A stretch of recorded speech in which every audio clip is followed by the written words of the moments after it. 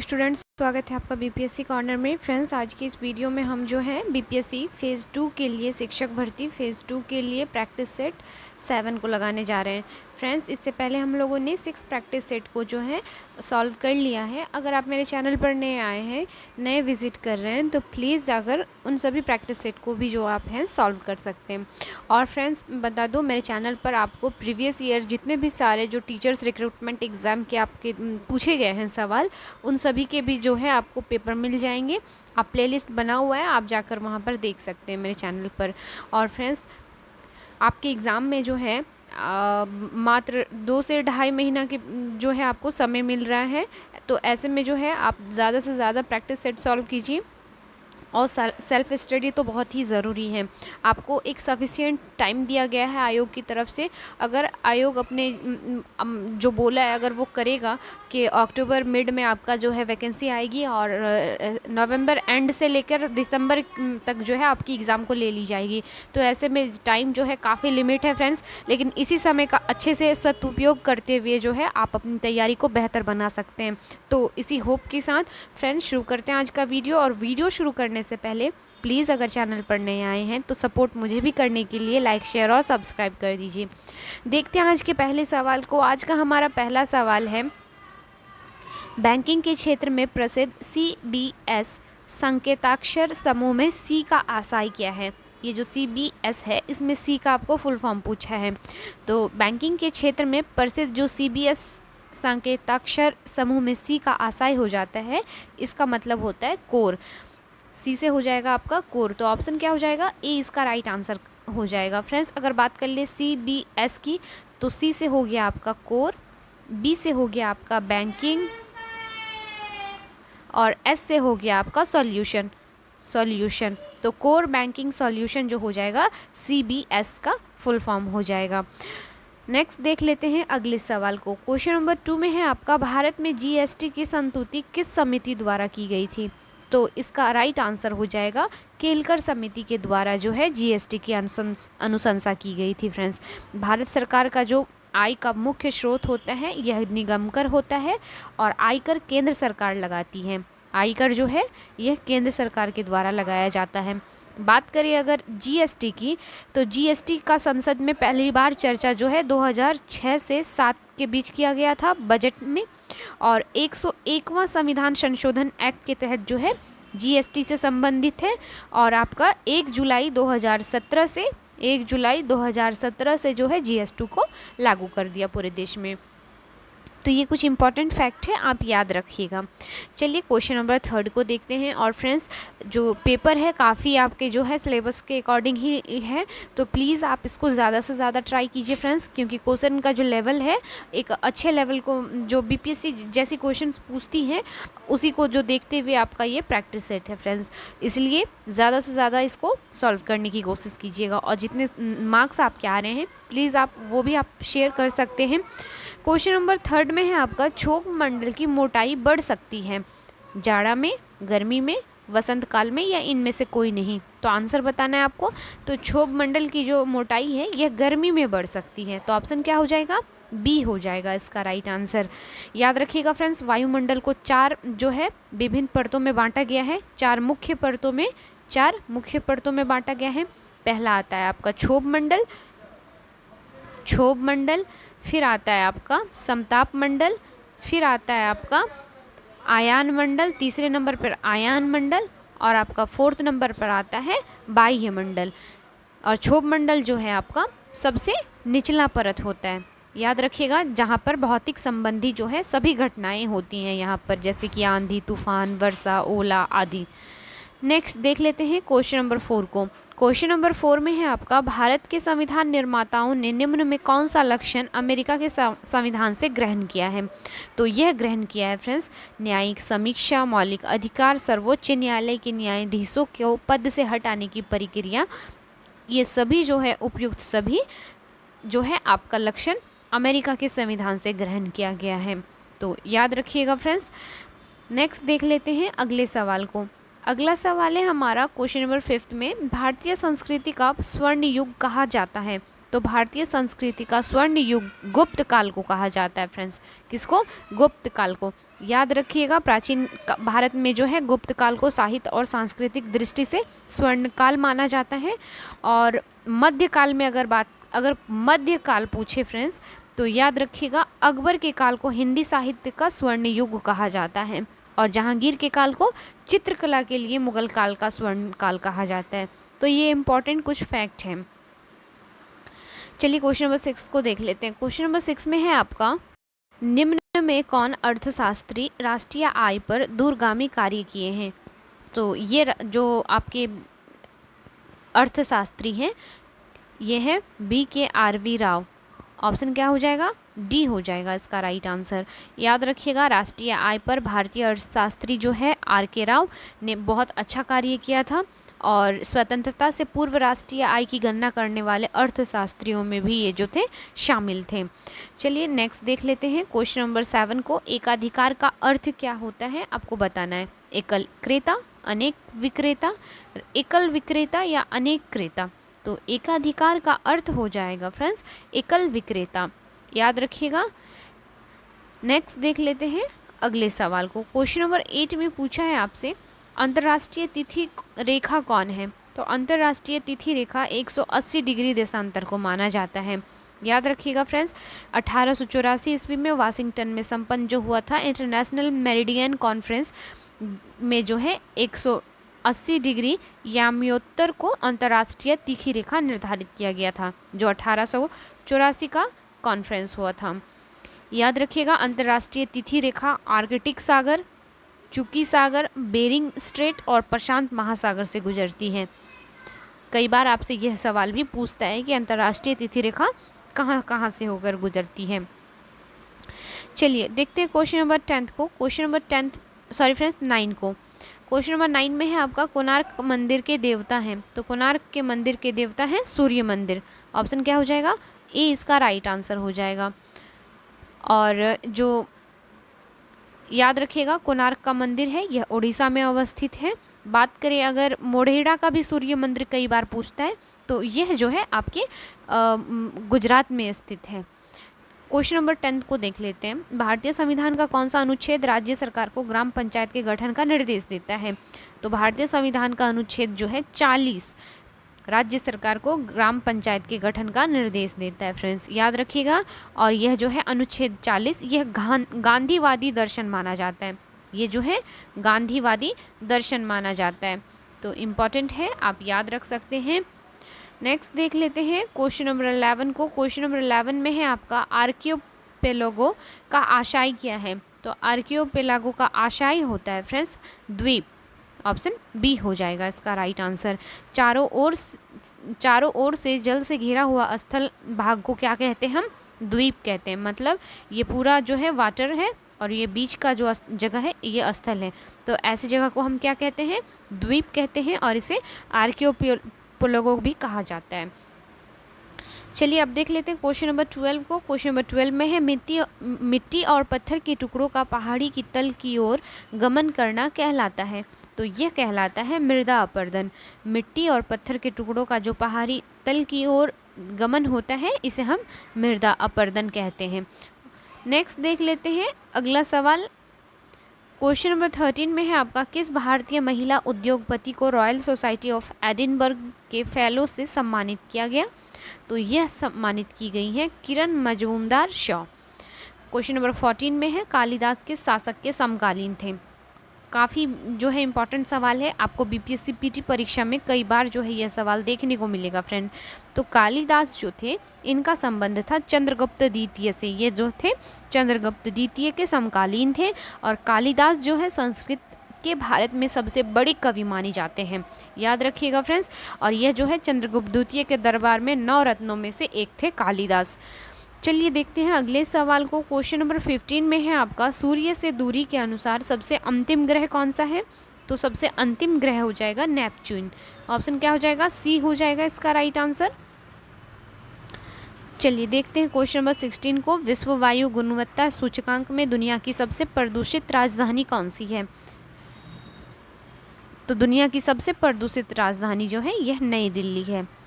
Next देख लेते हैं क्वेश्चन नंबर 17 को, मौर्य वंश का अंतिम शासक कौन था? तो मौर्य वंश के अंतिम शासक बृहदत्त थे। कौन थे?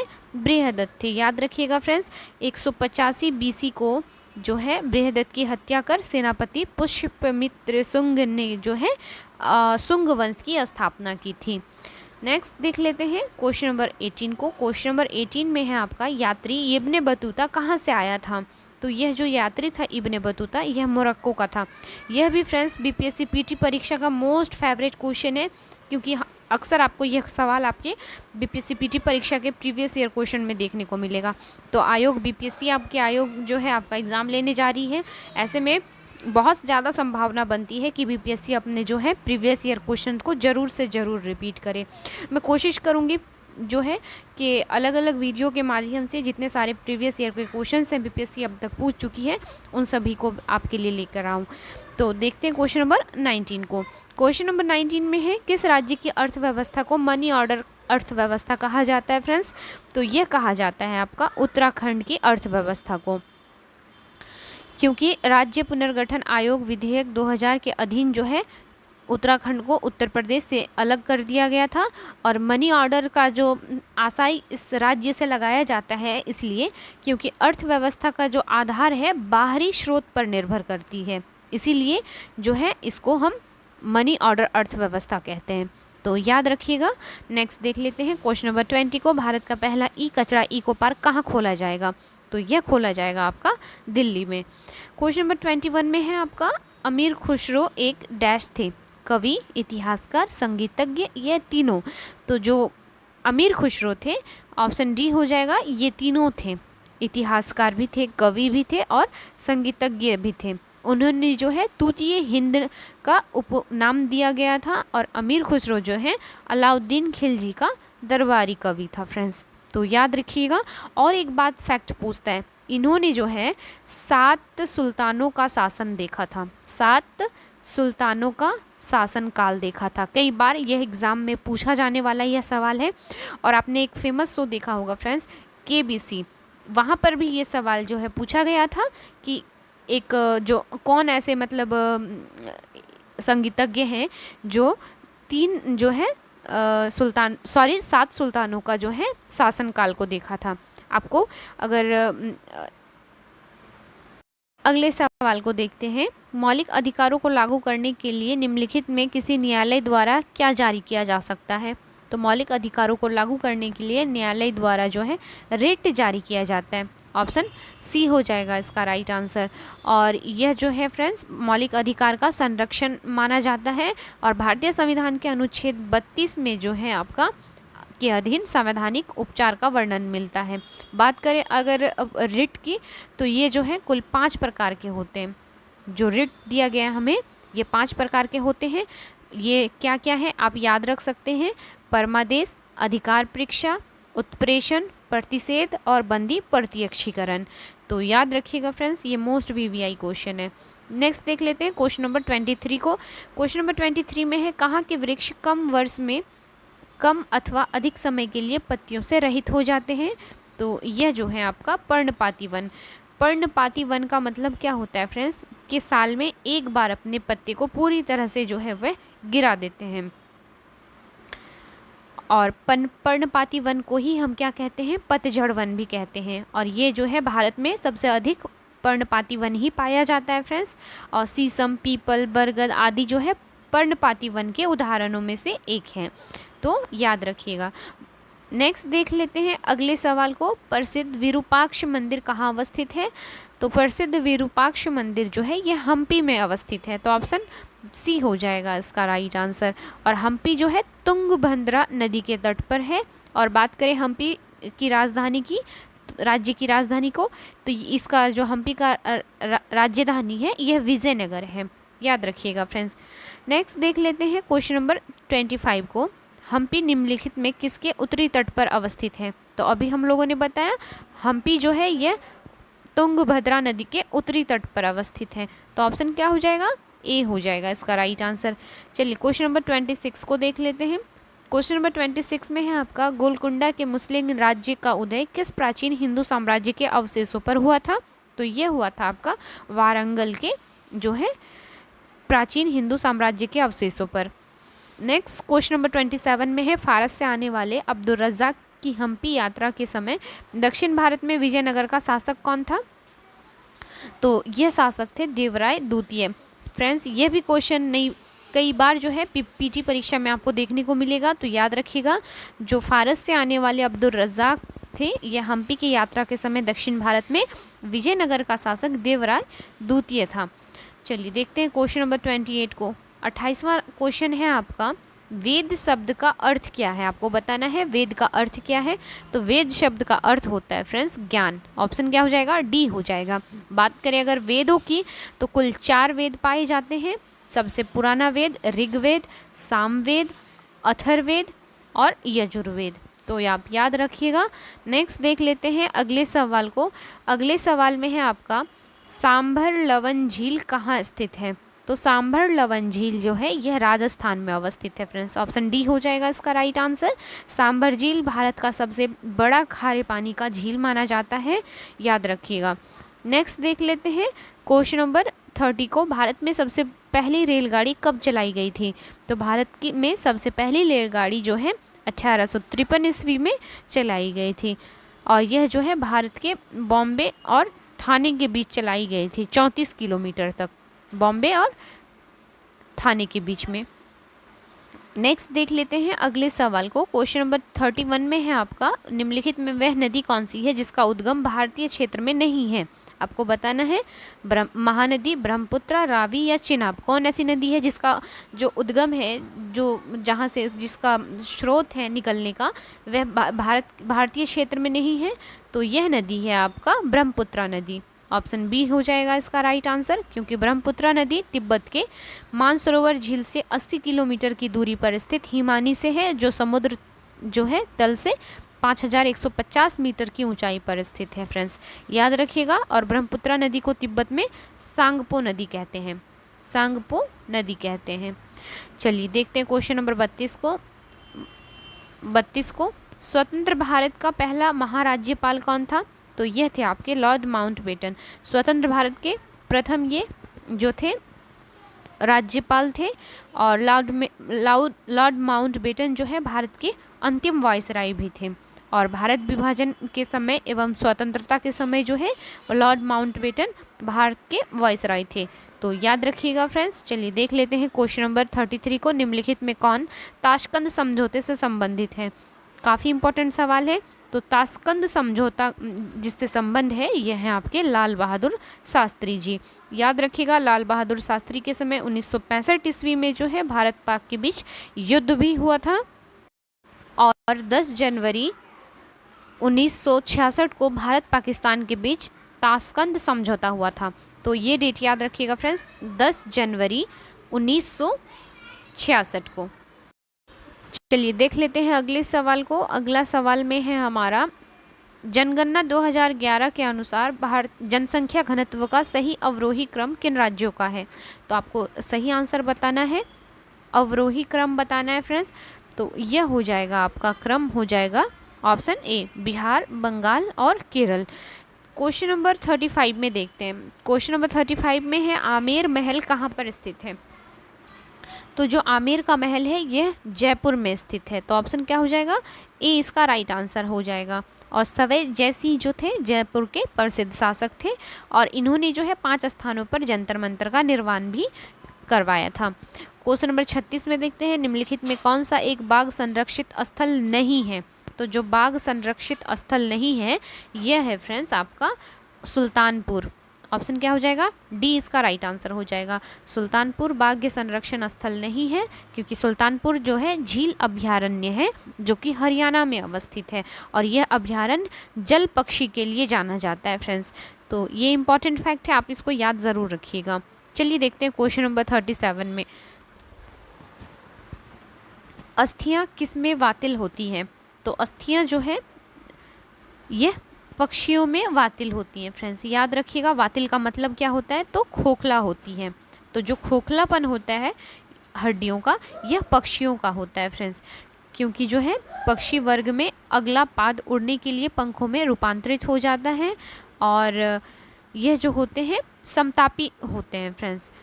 नेक्स्ट देख लेते हैं अगले सवाल को। क्वेश्चन नंबर 38 में पूछा है आपसे, भारत पर हुनों के आक्रमण किसके शासनकाल में हुआ था? तो जो हुनों का आक्रमण हुआ था यह स्कंदगुप्त के समय हुआ था। तो ऑप्शन क्या हो जाएगा?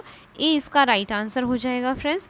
स्कंदगुप्त हुन को पूरी तरह से परास्त कर दिए थे और यह जो है स्कंदगुप्त को अंतिम महान शासक माना जाता है गुप्त वंश का, याद रखिएगा।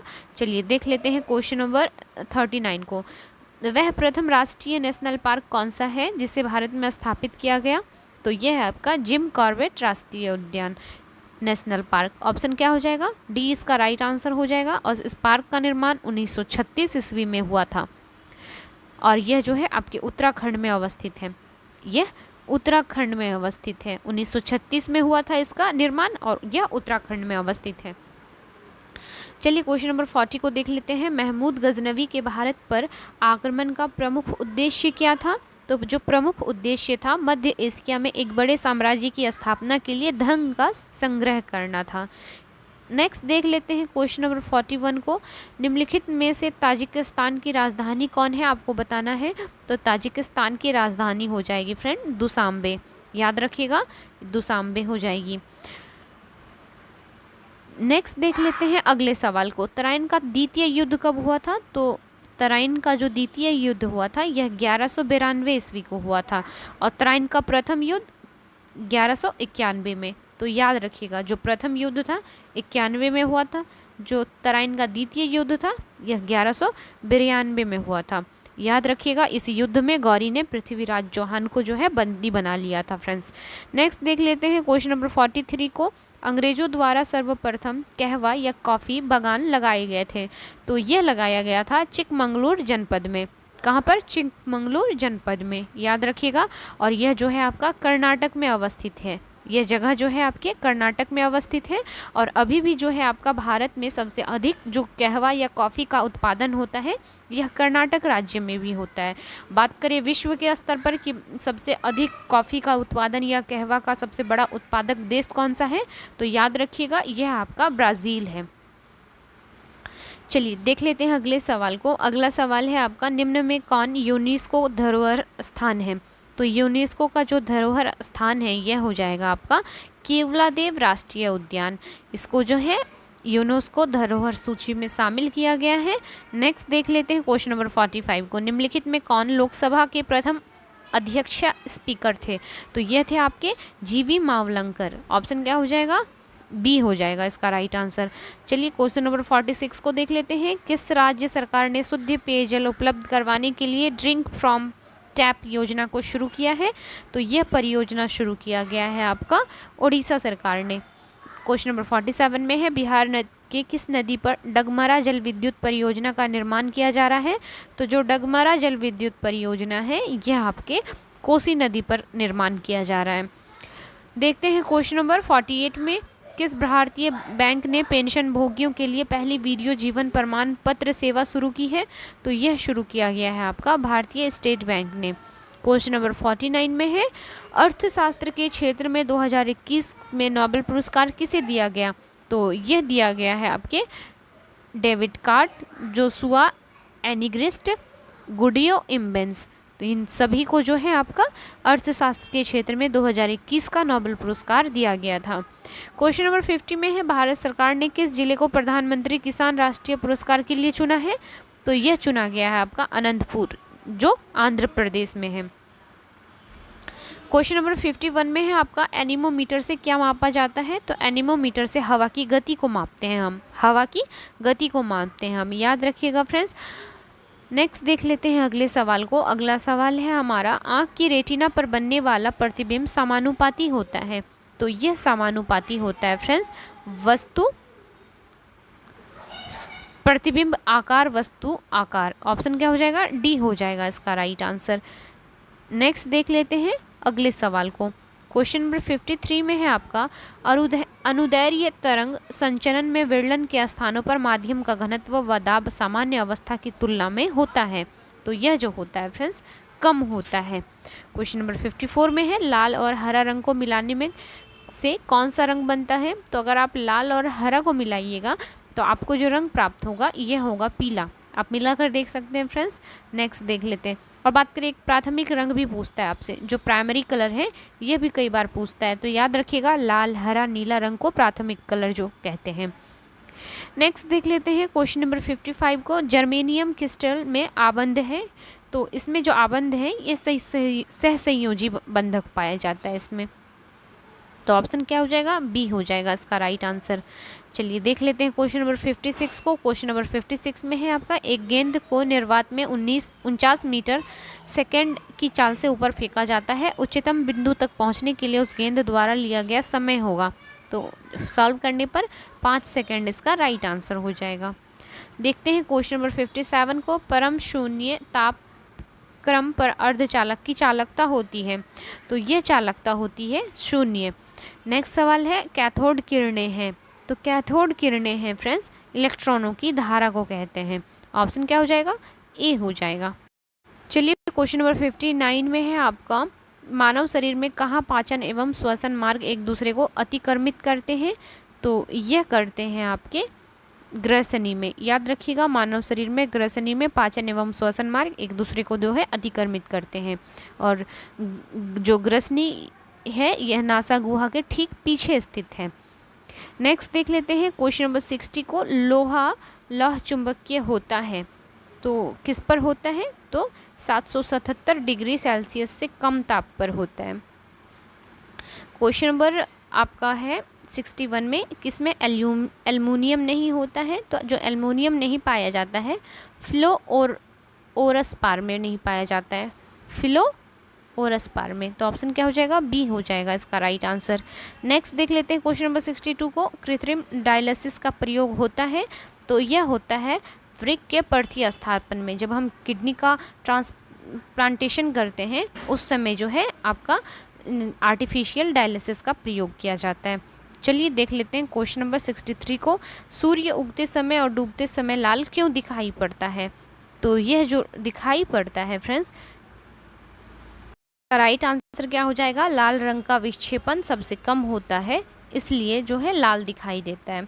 नेक्स्ट देख लेते हैं क्वेश्चन नंबर 64 को। ध्वनि तरंगे एक स्थान से अन्य स्थान तक किसी राशि x का स्थानांतरण करती है, राशि x क्या है आपको यह बताना है, तो यह जो है एक ऊर्जा माना जाता है। ध्वनि तरंगे एक स्थान से अन्य स्थान तक ऊर्जा का स्थानांतरण करती है, और ध्वनि के गुण एवं ध्वनि के चाल पर जो है यह प्रभाव पड़ता है। नेक्स्ट देख लेते हैं अगले सवाल को। क्वेश्चन नंबर 65 में है, मानव शरीर की सबसे बड़ी ग्रंथि कौन सी है, तो यह जो है सबसे बड़ी ग्रंथि यकृत को मानते हैं हम, तो ऑप्शन क्या हो जाएगा, बी हो जाएगा इसका राइट आंसर। चलिए देख लेते हैं क्वेश्चन नंबर 66 को। आमाशय में भोजन के पश्चात क्या मिलता है, तो जठर रस मिलता है फ्रेंड्स। आमाशय में भोजन के पश्चात जठर रस मिलता है, और आमाशय में भोजन का लगभग 4 घंटे तक रहता है, और भोजन के आमाशय में पहुंचने पर जो है पाइलोरिक ग्रंथियों से जठर रस निकलता है, जो कि हल्का पीला रंग का होता है। क्वेश्चन नंबर 67 में देख लीजिए, मांस, अंडा, मछली का यकृत तथा दूध निम्न में किसका स्रोत है, तो यह स्रोत हो जाएगा विटामिन डी का। क्वेश्चन नंबर 68 को देखते हैं। रक्त समूह ओ को सार्वत्रिक रक्तदाता यूनिवर्सल डोनर कहा जाता है, इसमें निम्न में कौन सा एंटीजन पाया जाता है, तो इसमें एंटीजन ए पाया जाता है। याद रखिएगा फ्रेंड्स, सॉरी एक्सट्रीमली सॉरी, इसमें कोई एंटीजन नहीं पाया जाता है, ऑप्शन क्या हो जाएगा, डी हो जाएगा। रक्त समूह जो ओ ब्लड ग्रुप होते हैं इसे यूनिवर्सल डोनर कहा जाता है, और इसमें कोई एंटीजन नहीं पाया जाता है फ्रेंड्स, याद रखिएगा। ऑप्शन क्या हो जाएगा, डी हो जाएगा इसका राइट आंसर।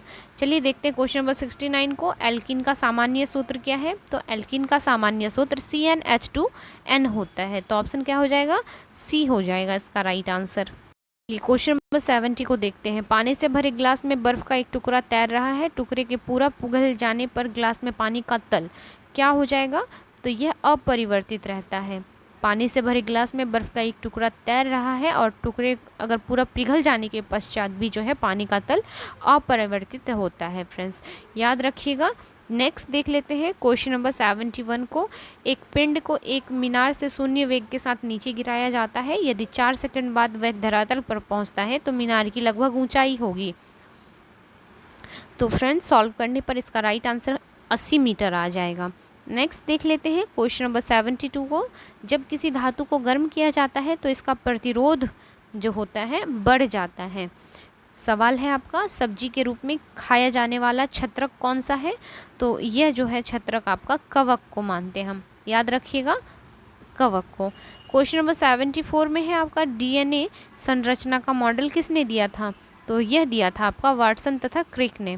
क्वेश्चन नंबर 75 में है आपका, विटामिन ई महत्वपूर्ण स्रोत है। तो विटामिन ई जो महत्वपूर्ण स्रोत है अंकुरित अनाजों का, ऑप्शन क्या हो जाएगा? सी हो जाएगा इसका राइट आंसर। बात करें विटामिन ई की तो इसका रासायनिक नाम जो है टोकोफेरोल है, टोकोफेरोल है। ये कई बार एग्जाम में पूछता है, इसलिए इसको याद रखना है फ्रेंड्स। और विटामिन ई की कमी से जो है जनन शक्ति कम होती है। और याद रखिएगा कि विटामिन ई का जो महत्वपूर्ण स्रोत होता है यह अंकुरित अनाज होता है। फ्रेंड, वीडियो कैसा लगा प्लीज़ फीडबैक दीजिएगा। मिलते हैं नेक्स्ट वीडियो में, तब तक के लिए थैंक यू। और प्लीज़ बी सीरियस होकर पढ़ाई कीजिए क्योंकि इस बार सिलेक्शन ज़रूर ले लेना है।